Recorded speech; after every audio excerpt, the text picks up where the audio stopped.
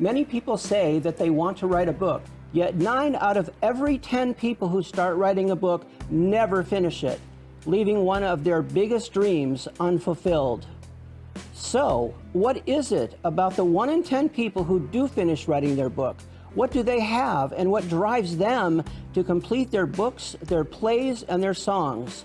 Welcome to the Editor's Desk, where we explore their writing experiences, their motivations, and their struggles. And now, here are your hosts, author, writing coach, and self-publishing guide, Lynn Everard, and author, Louise Gomez.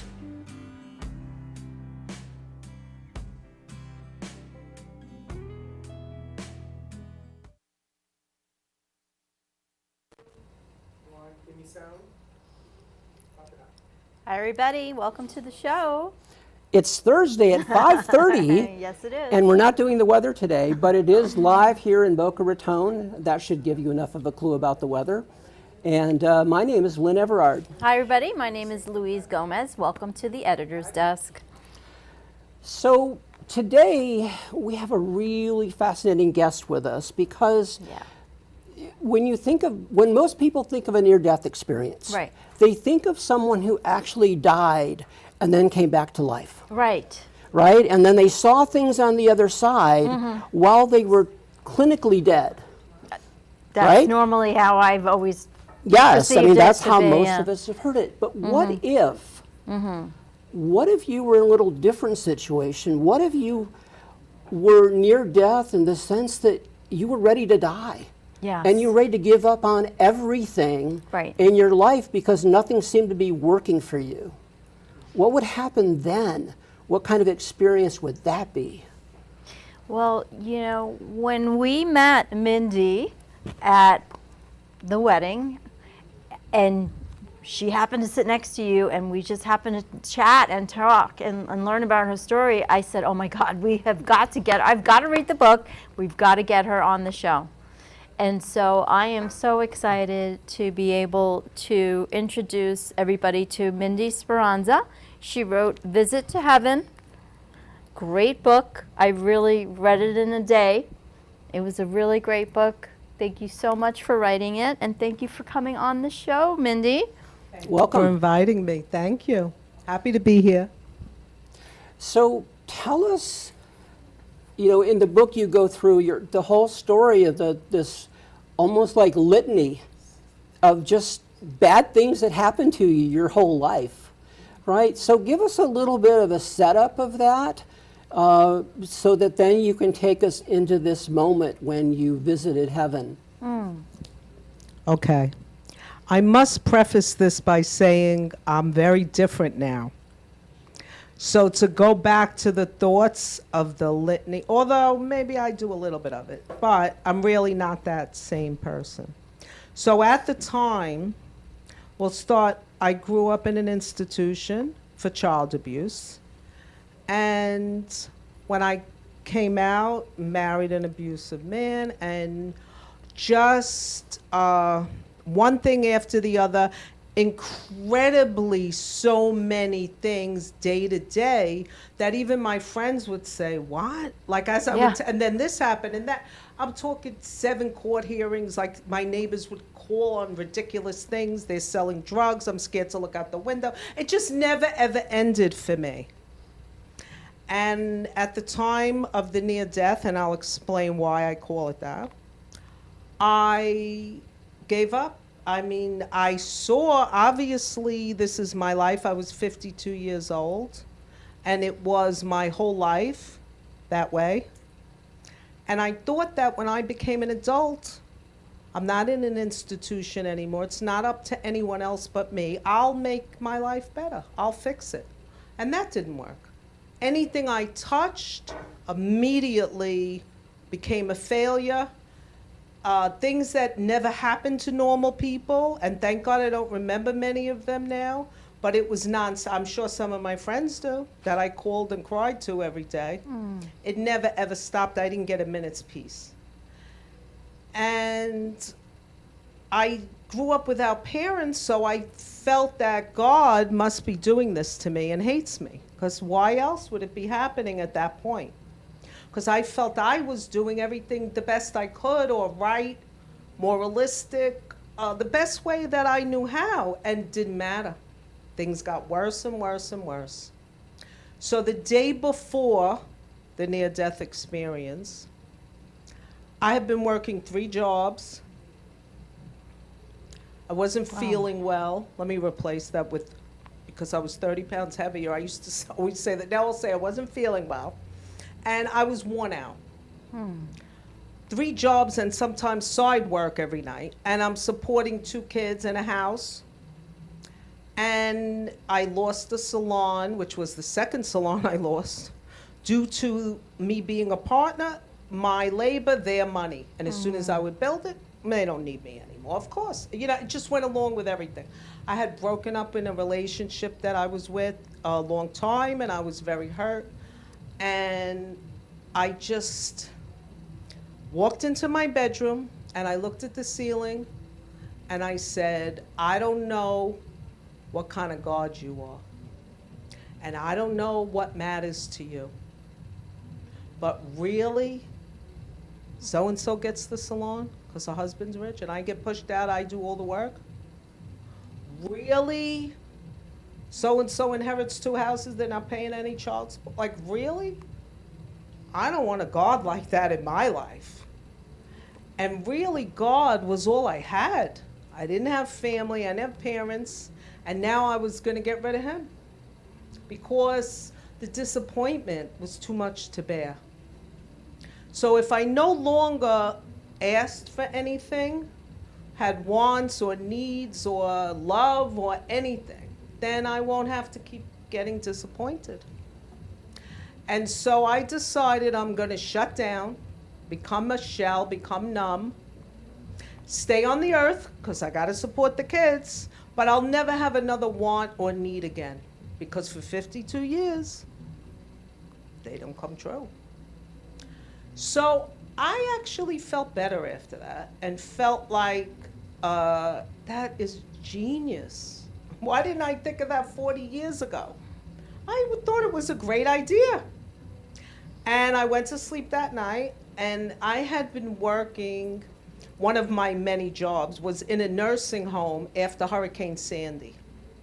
And I was in Staten Island, it was in Brooklyn, another borough. And they got new owners after the hurricane, and they kind of farmed out, they owned 11 nursing homes, and they farmed out the hair part to a hairdresser. It wasn't part of the nursing home, really. And they didn't pay me in about 8 weeks at that time. So I said, you know, I like the elderly people, and I want to be there for them and talk to them. And so I'm going to consider it a volunteer job so I don't have to be angry all the time and hurt. At least it's my decision to go. So I woke up that morning still remembering my vow that I'm going to be numb and kind of feeling a little lighter for that. And I clicked the TV on and I went to make breakfast. And I heard, we are body, soul, and spirit. And most people have no power in their life because they don't go deep enough to touch spirit where all the power is. And my first thought was, is that TV talking to me? And Because she I remembers just told it so God to vividly. leave me alone. And I meant it. Why is that TV talking to me? I have such chills as I tell this. And my second thought was, maybe that's my problem. And I said, I'm going to do that, even though I don't know what that is. I don't know what it means, but I'm going to do it. And I went to work that day. And at some point during the day in the nursing home, I thought, I'm going to do this. And I closed my eyes and I said, oh, I can't do it here. Still not knowing what it means to go deeper to spirit, I really had no idea. So I went home that night, and by the time I, made dinner or, sat down, done, it was probably close to 10 o'clock. I sat on my bed, and I closed my eyes, and I pictured going in deeper because they said people don't go deep enough. So I describe it like where you go when you pray, you go internally. And I went internally, and I don't know how, I just pushed somehow my soul, and immediately it was out of my body. And I felt it rise up. And as I was rising up through the roof of my house, I remember thinking, it's really up. Everything is up. God, dead people, it's up. That was my first thought. And as I came out of the house, I switched dimensions. And I saw the stars, and I said, oh my God, this is where I'm from. This is my home. You recognized it, you sensed it, huh? I knew I was one of the stars, made from the same. And then I heard, he knows every hair on your head, Mindy. And every moment matters. And where it matters is in your soul. And with that, I felt all the pain of a lifetime be drained. And I felt God healing me back up. And I describe it as liquid love because it was the only words. It's very hard for words to fit sometimes, but that felt like it fit. And then they brought me to a place. When I say they, I had 2 guides with me the whole time. But when the guide said, he knows every hair on your head, I know they're referring to God, who is energy, just like the guides. And God healed me, not the guides. But they taught me. They continued to teach me as if they were on an assignment to help me. And they brought me in an area like around the moon and the stars. And they started to teach me about me and what's going on. And I saw, well, first I looked over and I saw them bring the moon towards me.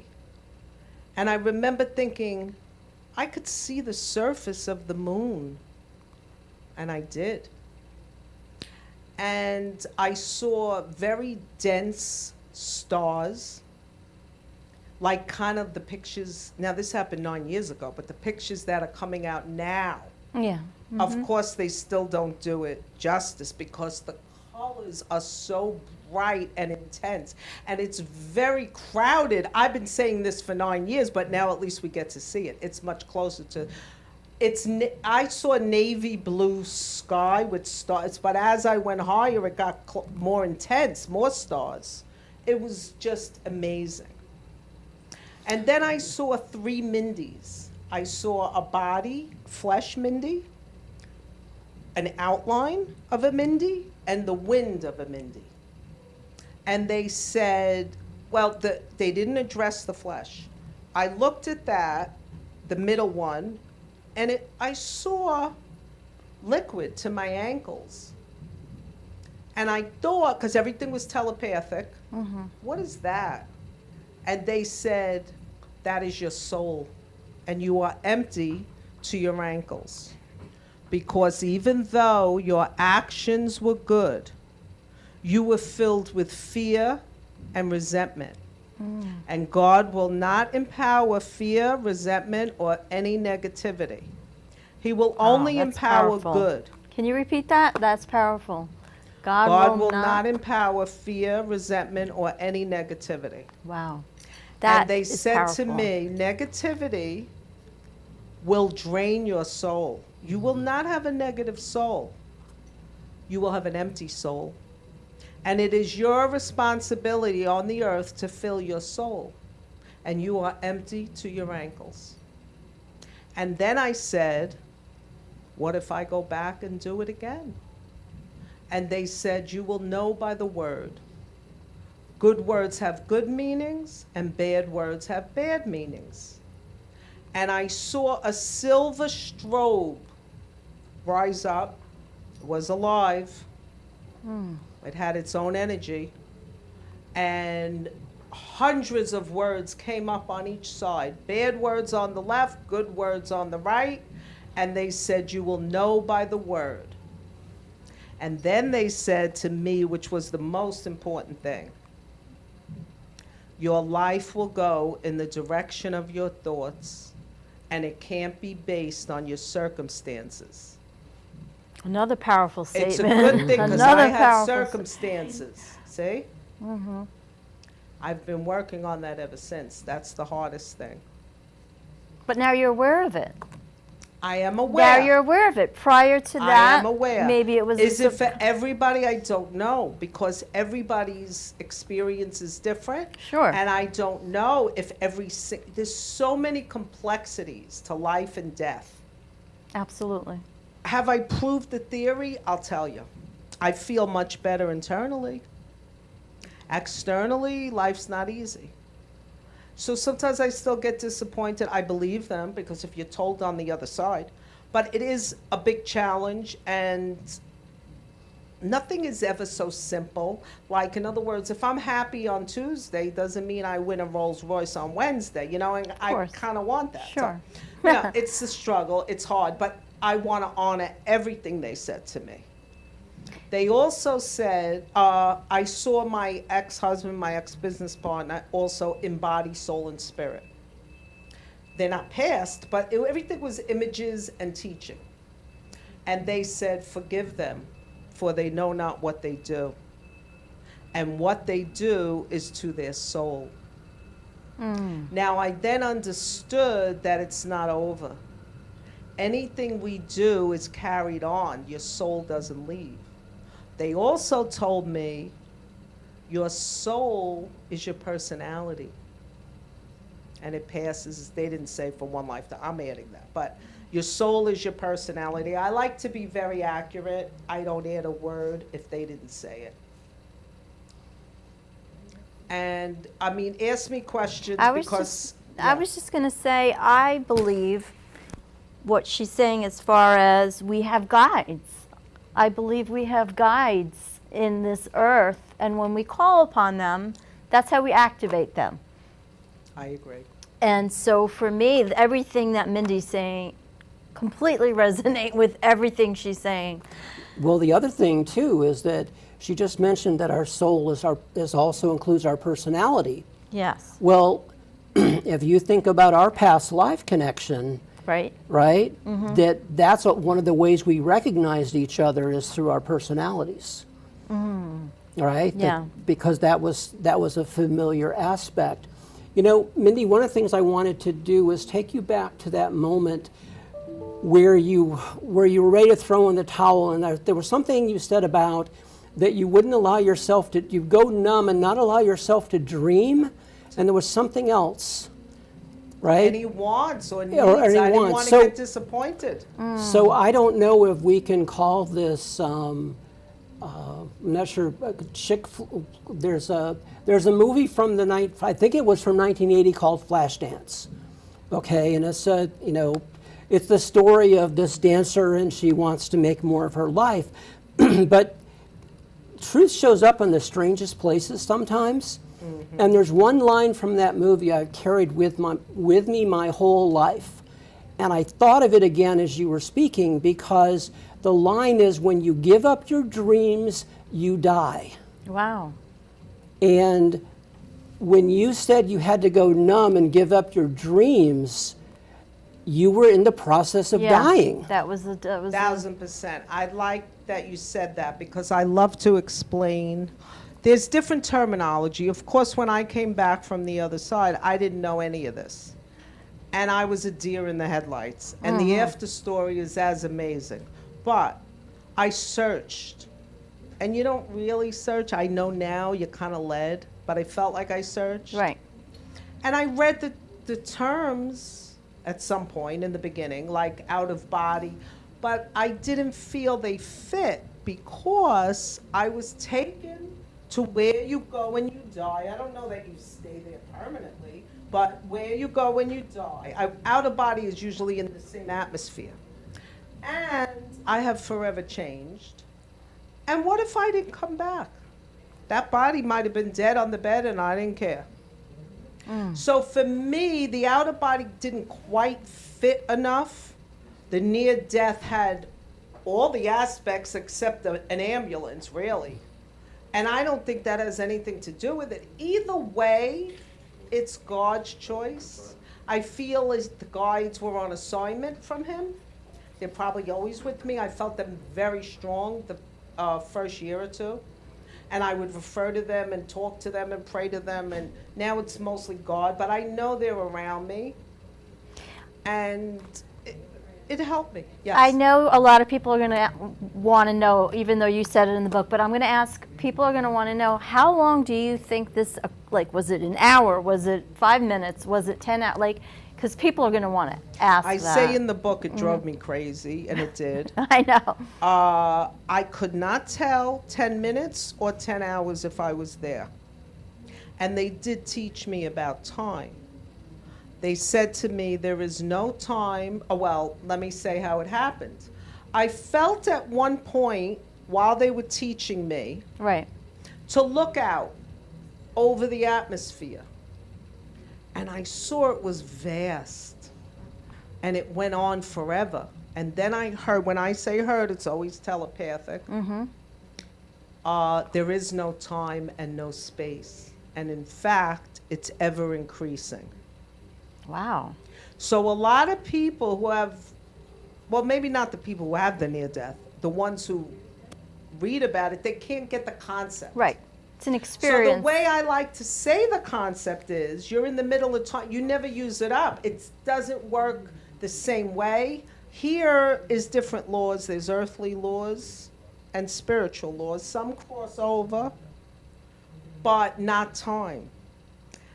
It is ever increasing. Not here, though. Doesn't work like that on the earth. So if that helps people understand the fact we're just on the other side, let's say in the middle of it, always, maybe it can kind of explain it. And also the space, you know, is ever increasing. So planets are always being born and space is always going further. It's to infinity. Oh, okay. So maybe you could look at it more like a sporting event where, you know, two teams are playing a game and one of them calls timeout. And so the clock on the field stops during the timeout. And so maybe your visit to heaven was during a timeout for you on this earth, because for you time stopped in that moment. So you don't know how long it was, because time is only relevant when you're tied in to being here on the planet. Right. For you, it wasn't relative during that period of time, because where you were, there is no time, right? And you know what's very interesting? They chose to tell me that, because I didn't ask, is there time or space? They told me only what they wanted me to know for that particular trip or lesson. They told me at some point, you are in the others. And I thought, that's nice. I didn't ask. They also told me the third Mindy was wind. They said, that is your spirit. It is one with all. Just like the air from Brooklyn to Staten Island doesn't change, your spirit doesn't change from one to another. Wow. So I was able to understand the meaning of body, soul, and spirit, what each one is. And, you know, they say we're all one, but not here on the earth. They don't mean that. We are one in spirit, but not right here. Here, we're very individual on purpose. Yes. Individuality is made by God on purpose. So sometimes I get confused. We don't have understanding, because why does it work for you and not me? Well, it's set up that way. And there's much more to it. So I never was one to compare anyhow. But I know for sure comparing, we all have our own road. Definitely. And that's a beautiful freedom to me. I have a question. What were your loved ones, your kids, what was their experience of you after this happened? Did they have any feedback to give you and say, Mom, you're different, or what's going on? Oh, yeah. So what was their experience? Can you give us a little bit of information on that? Wow. You know, I forgot about this. My daughter had said to me, "Ma, I don't worry about you so much anymore." And I said, "Why?" I didn't know she was 16, you know, I didn't know she was worrying about me. Now she ignores me, whatever. But at the time. Sure. And she said, "I know you can handle life now." And So she was right. So she noticed a shift Well, of. I came back completely Yeah. different. That girl never came back. Traces of her, fragments of her, yes, head to toe until today. But that person, no, I don't look in the mirror, I don't see her anymore. And they, of course, lived with me. And they knew it and saw it. Right. Otherwise, they probably deny it or say, "Oh, Ma," you know, because that's how they are with me. They're like, you know, bossy. But they witnessed it. It was too drastic to deny. And so did all my close friends. Nice. So it was easy in that way. Well, I was in therapy. I was seeing 2 different therapists at the time. And when I went back I told both of them. Mm-hmm. And one of them had said to me, "You're like a bucket with a hole in it. And everything I pour into you is going to come out the bottom. So you need medication." Oh. And I said, "You're going to work for your money. I'm not taking medication." But the truth is, nothing worked. So when I went back as a new person, I was drastically changed. And he kept saying, "No, really, what happened?" And I would tell him. And he would go, "Okay, I heard, but what happened to change you?" And I would say, "That happened." "No, come on." And he could not understand it. Logical brain thinking. He was just could I not. ended up feeling bad for him. Yeah. I wanted him to have the experience. Some people need that proof, right? Some people can't believe it. They need proof. I believe it. I've heard too many stories like this. I've experienced things similar, so I believe it. Absolutely. So, Mindy, as we get close to the end of our show here, it's gone by in a flash. In a minute. Is there anything you'd like to share with our audience about what you're up to these days, or how they can find you, And find your or book. anything Where else? where can they get your book? My book is on Amazon. Visit to Heaven, What I Learned on the Other Side. It'll tell you a lot more. And I'm a hairdresser in Boca. If anyone wants their hair done, please get in touch with me. And we will be, eventually, I'll be doing spiritual counseling more than I do now. And I guess that's it. I mean, it's important to get the word out because there are many people suffering like I was. And this can give hope. And that's why I'm here today. What a better example than having her on the show, because her story was just hearing, you know, your childhood and what you've been through. I mean, if it had happened to somebody, if, you know, being that it happened to you, I'm grateful because people can look at your life and say, look, if she got out of that story, you know, I can too. So even though it's a hard journey for some of us, but you give people hope. So thank you for that. I really do appreciate that. Thank you so much for being on our show this week. Yeah. Next week, our guest will be Dr. Watson Jordan, the author of Mine, Yours, and Ours. And this is a father's story of losing an infant child. And so men and women grieve differently. And it's really important that both men and women understand that. And Dr. Watson, or Dr. Jordan will be helping us understand that on the show next week. Wow, we'll have a lot to talk about. We will. Thank you for tuning in. Yes, have a wonderful week, and we will see you right back here next Thursday at 5:30 p.m. on the editor's desk. Have a great night. Imagine rediscovering a past life. What a story, Mindy. That went like this. Imagine finding the person you shared it with. It was just, And I just told yeah, them, it was I'm like, just, guys you know. have to read this because I can't put it I got down. homework to I do. haven't even gotten to the half of the book yet. We are Lynn Everard and Louise Gomez, and we are the authors of the book, The Reuniting of Two Past Lives and the Unveiling of the 12 Sacred Lessons. We invite you to purchase the book and discover the magic